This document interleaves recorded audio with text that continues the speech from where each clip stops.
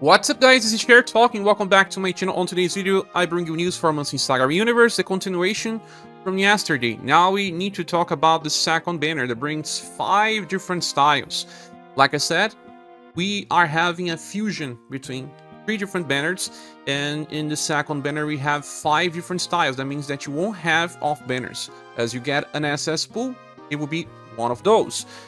Then there is Muse, Robin, Faerie, Young, Fang, and Ward. Okay, so let's go to our srs.xyz website, and here we can start with Muse. I'll be giving a short explanation. The full review will be later. As you can see, Muse has very good will, okay endurance, and okay agility and intelligence. Very high glove though.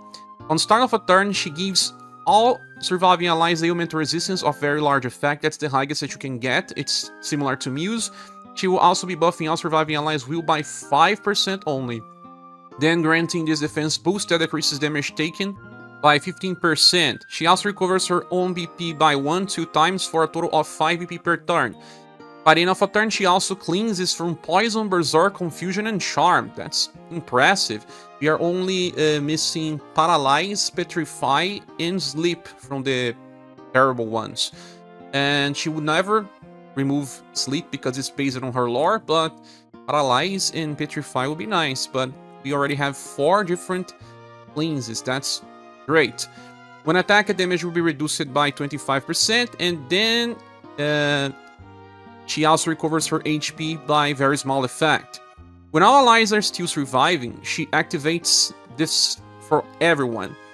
Weak attack damage will increase by 30%, and when attacked by an attack that will cause resists that by 30%. Yes, that's Scrum Guard, but better because it's 30%, but you need to resist. Much like we are using Katarina now to resist, you have to take this another step so that you have this 30% damage reduction. Alongside a 15% one, she does have 2 layers of defense, and even increases damage potential for the party. Skill 1 is Cure Water. It's just a simple attack that can recover her HP by probably 1,500 or more. And then the second one, Prayer of Purity, is the same one as the latest key, and she will have a fast AOE heal that buffs will by up to 40% on max level, and also increases ailment resistance by very large, the same one as she gets by every turn. So that's a very good panic button to heal everyone while still giving will and ailment resistance, those most important status that you get, and we'll be using with her skill number 3. That is amazing as well. Fast. It will remove all debuffs applied to the party. We don't have many debuff cleansers. The best ones are the newest series, and you can still use Razen. And then we will be buffing all status by 25%. We'll be recovering HP by around 350. Her love is very high. We'll be cleansing all status ailments and also increasing ailment resistance. So there's a little bit of everything that we need from a healer support, and you are just reaching ground zero again, like removing debuffs, removing ailments, buffing, healing a lot of different effects, but for the cost of 9 BP. And if you desperately need to heal more, you use Prayer of Purity, but you can also use some other characters that will heal. Remember that Katarina allows you to heal, and you may get healings from other sources as well. So she is the evolution of E, that was ailment resistance buffer. She buffs much more than just that, and well, she can still buff other status if you don't have enough BP from her other buffer style. That is Noble Prayer, but that's really not very good. I believe that she is better used with a character that can also give her BP, so she can keep casting this skill. I would say that she's a meta buffer, the best one after Matriarch, but may still be situational, because sometimes we don't need that much ailment resistance, but in buff challenges where the enemy keeps removing your buffs, ailment resistance buff stays. So based on the character alone, I will probably be giving her a 4 or 4.5 out of 5 based on that. Moving on, the next character will be Robin. And Robin is interesting because we have 126% dexterity, 99% endurance, and 99% will. Alongside 99 intelligence and 95 agility. It's a character that needed a little bit of everything, but doesn't suffer from being hybrid. Now, he has a 2 BP cost reduction for the whole fight. So, I don't understand why, but this helps him use some of his skills. Then he gets a formal stance on start of every turn. That's the same as Julian's taunt. That allows him to taunt and reduces the chance of everyone else being attacked by applying stealth. So by turn 2 onwards, Robin has the best chance of being hit already. When attacking, he always changes with Pierce Lightning, that is a single target attack with 8 power, and Pierce and Lightning damage that also gives an attack boost. Then, when being hit, he will reduce damage taken by 25%, has a 25% chance to evade, and when being directly attacked, will always counter with Robin the Justice. Robin the Justice is his S3, a single target attack that is also fast when used as command, Pierce and Lightning damage too, and will remove the enemy buffs. A buff break that is also fast when used as command is amazing.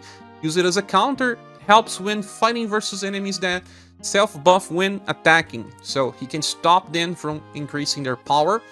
And it has double elements, so really helpful since we don't have that many counters for lightning, I believe. Now, he also has this own attack damage increases by 30% when everyone is alive, so even through his counter unit, he wants everyone to stay alive. In the past, some of the counter units would prefer to stay by themselves to solo content. And if you are hit by an attack that will cause resist, damage taken will be reduced by 40%. And then by the end of a turn, you get 1 extra BP.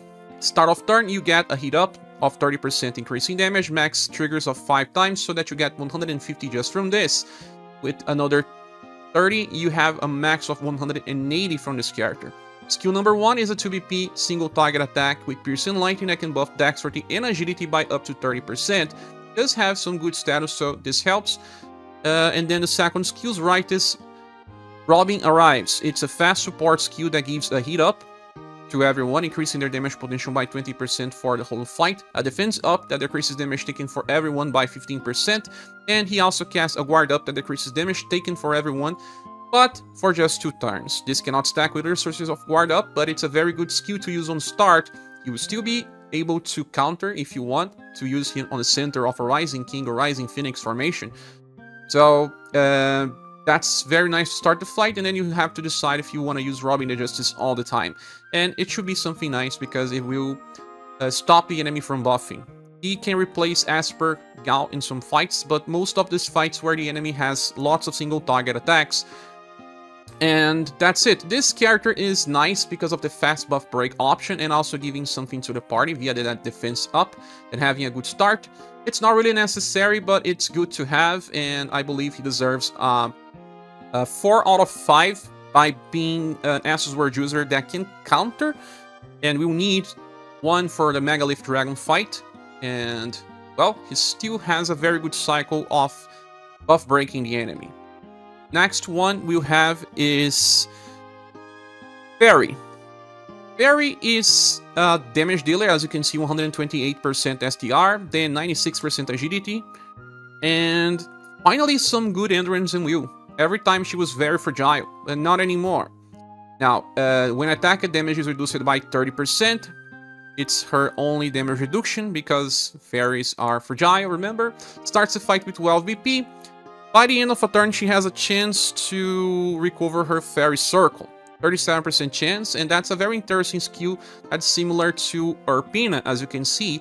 You can use it 2 times per battle on start, but once you use 1, you can recover, and you'll probably be using this on turn 1. And it gives her 4 times OG charge, 4 times HP healing, and 4 times 5 VP recovery. And then 4 times an attack boost and Pierce attack boost. So that you have all of these effects starting from the next turn. So she's on full overdrive gauge, and we want to do good damage. Different than Urpina. Urpina stops working on turn 10, where she can keep going. Since it's 37% chance to recover this, you can say that she can usually get it once every 3 turns, but since you actually have to use this on turn 1 and then again on turn 6, you probably have this for the whole fight. Now, when she's attacking on overdrive, she has two different chains attacks. If she's using a single target attack, it will be Round Slicer. That is a 4S power attack. If she's using an AOE attack, she chases with Big Wheels Plus. That is an AOE S power attack. Well, most of the time you want to use her for a single target anyway. And then she has this Voltage Force for 20% heat up every turn for a total of 100 on turn 5 and beyond. And she has extra 2 BP per turn. While she also gets Weak Heat Up, that increases weak damage by, this point is 50%, max of 4 times per battle, for a total of 200% increase. So she has a max of 300 increase, besides still increasing via her other Faerie Circle bonus.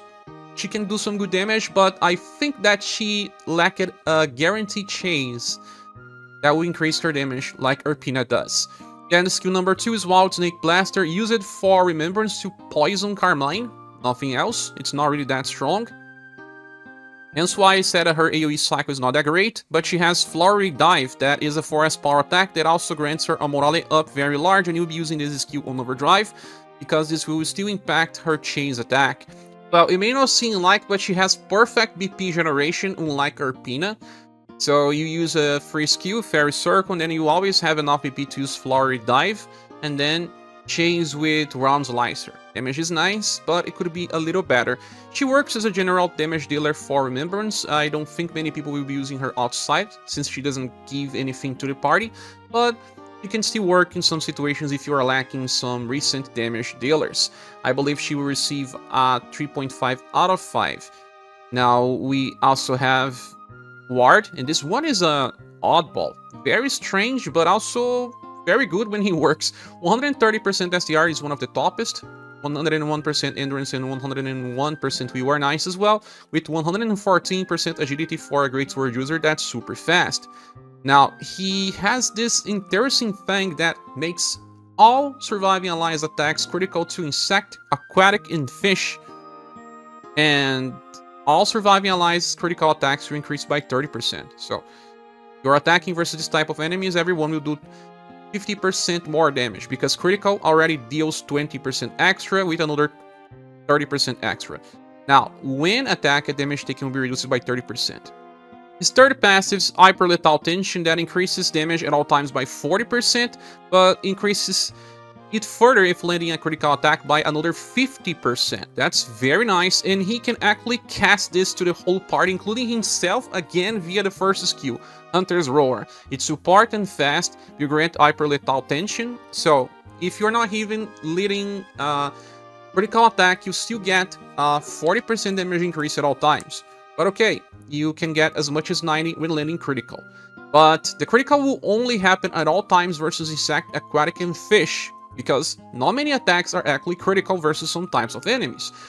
But then he also gives this critical assault passive that lasts for 5 turns, where you have a 20% damage increase at all times, but also gets 5 VP when landing critical. So this 20% damage increase will only last for 5 turns. It's not impactful, but if you get extra VP when choosing the right enemies, this can be big. He also grants himself this Guard Up Large that decreases damage taken by 35 for just that turn, so that he does not easily die. Then we have Yaksha Flash Plus. It is a skill that hits between 3 to 5 times and is critical versus humans, beastmen, and flying enemies. And it has deep power, 9 BP cost. The good thing is that the damage is not that bad when you're using a triple S weapon. It's random, so if there are multiple targets, it's not that great, but it will allow him to have extra critical versus different enemies. The third one, Continuous Gravedigger, is a single target attack, still random. This time hits 4 times as a guarantee instead of playing with RNG for 3 to 5, and it's critical versus demon and undead. And it just adds extra enemy types to his table. Because, well, now we should discuss the second passive. Critical off and defense energy 2. When he lands a critical attack, you will grant all surviving allies an attack and defense boost that increases the effects by 15% and lasts for 2 turns. You will also buff all surviving allies' status by 15%. You also give them 2 BP. and will recover your own BP by 5, meaning that you will always have enough BP to use whatever skill that you want, Yaksha Flash or Continuous Gravedigger. And via that, you will be giving all of these effects all the time. The thing is, if you are increasing the critical damage of a particular squad, amazing! But like I said, unless you're fighting an insect, an aquatic, or a fish, you will have to rely on your other characters' skills if they have critical or not. You can still just think about Ward himself and just about giving these effects because he has a lot of other critical types, but your own characters will not take benefit of that critical attack damage increase. But it still helps on Remembrance fights because most of the Remembrance battles will be included on those critical types. For example, Wyvern is flying, Human can cover for many like Wuhan, like Carmine, Princess Lion, and so on. So, a character that is interesting when used on the right setup, but because he doesn't work everywhere, I believe he only deserves a 3 out of 5. Then we have Young Fang, that is a spellcaster, but uses M-Arts, 125% agility and intelligence, very low will for a mage, with just 81%, and 65 endurance as well, because you only want to use this guy for farming. He's a farmer. Starts the fight with 20 BP, by the end of a turn gets another 2, and if no damage is taken, recovers another 5, meaning that he gets 10 BP by the end of a turn, max of 3 times, but doesn't matter. He has 20% damage increase, alongside a 40% damage increase at all times, and another 30 when is on full HP. So you have 90% damage increase when you are farming. Skill number 1 you should not be using, it's AOE Shadow Attack with Deep Power, that can stun, whatever. The second one is Power Grab Plus, that it's a single target shadow spell that can do damage and recover HP, and always debuffs STR by 15%. You would not be using this as well. And then the third is the one that you'll be using for grinding, and it is an AOE attack that it's for Blunt and Shadow, and it is a normal M-Arts attack, as you can see. So it will be based on STR and agility and not intelligence. And he hits 3 times with D power. That's super big. It means that he will be reaching a 4S potential of AOE power attack. It can also stun, but it doesn't matter. And he will be soloing stages where we have enemies weak to Blunt and Shadow, if there are multiple enemies on the field. So, a very nice farmer like most of the recent ones we are getting. A 5 out of 5 for grind, and a 1 out of 5 for anything else. Anyway, this banner here has some interesting value, because like I said, Muse is somewhat a meta style, but it still depends on the boss behavior, if there are too many ailments, if you need to buff ailments instead of will, because the enemy removes buffs. And this Robin is very useful for counter in the future, and he is good as he is as well. While all the other units are not really special, they are just good. So I believe that this banner, even though it has 5 units, deserves a silver award, because they are not really must-haves. I don't think that Muse will replace Benchmark in many squads if you already have her, although she's a very good character to have. And I do believe it's still easy to skip, but both Muse and Robin carry the banner for me, and if you get the other units, you can still find some utility. But this is just my first impressions. I will be doing the full review later. Thanks so much for watching. If you want to support the channel, we have links in the description. I hope to see you soon on the next one. Goodbye.